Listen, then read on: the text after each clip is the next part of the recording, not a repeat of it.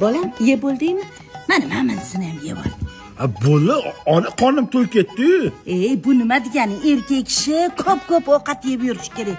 Yo'lda qoni ochib qoladi. Ol, non to'rab yeb olgin bolam. Bo'ldi, non shart emas edi. Yeb ol, bolam, yeb ol.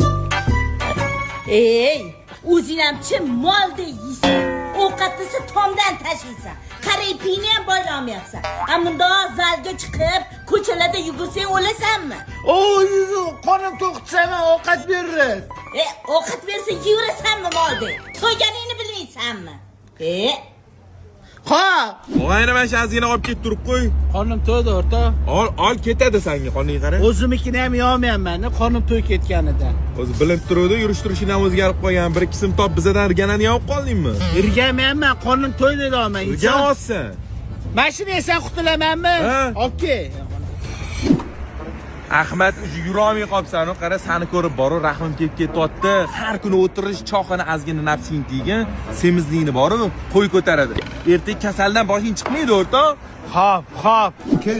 Yo, yemayman. Okey. Yo, yemayman deyapman. Mana shunaqa to'q qoringa berasan-da, keyin umolni yeysa, begim o'tib bo'lib ketasan, hamma gapirasan. Noto'g'ri tushundingiz, okey. To'ppa-to'g'ri tushundim, yemayman, xafa bo'lsang ham yemayman. Men seni sabr qilib olib ketaymi deyotgandim uyga. Hozir idishobga beraman. Okey. Ato moldek semiribsiz, Onalarini emsin.